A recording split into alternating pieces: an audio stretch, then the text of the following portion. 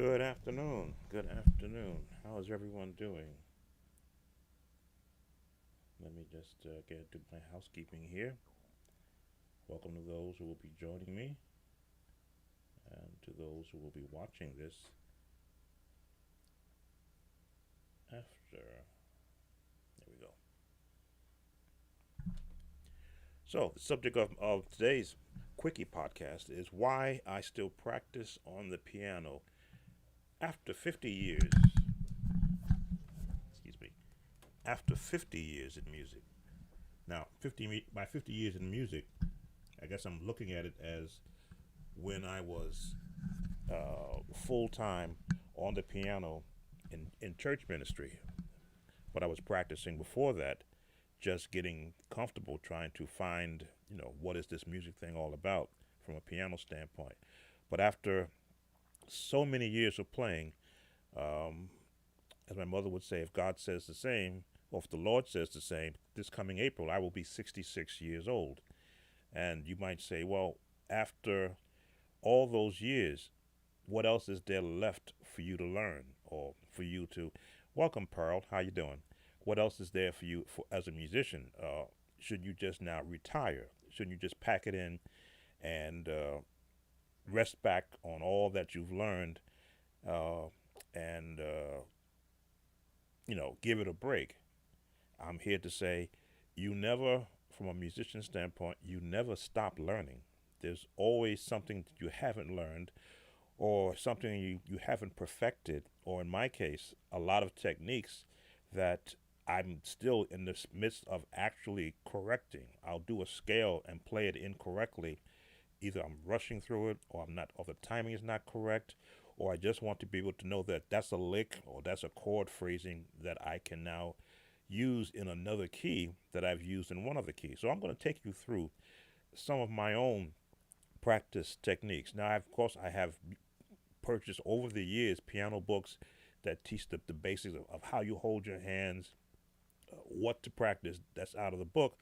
And then from there, I take those basic examples and then morph it into what I want to be able to achieve from it. So we're going to switch over to my piano mode. As I change my seating. That light back there is a little bit of a harassment. Let me turn that light out.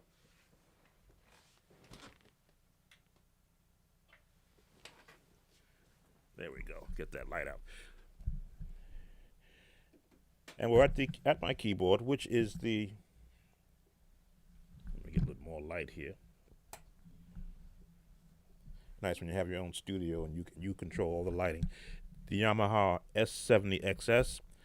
I'm going to put it in the grand piano mode because that to me gives me a real nice full sound if though I'm on an actual grand piano. Put on my headphones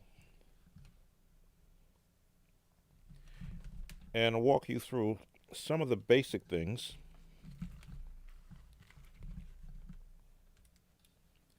I got to get some wireless headphones one day. Some of the basic things that I do. Make sure my volume is good. Basic things I do from a practice standpoint. Now, of course, which is the opening. And you saw I just made a mistake because I'm talking, which is the opening that most people do.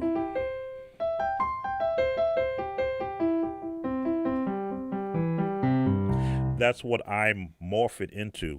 I would always do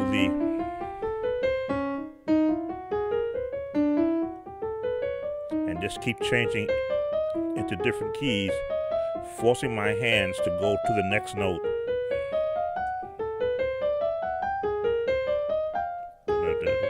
There it is.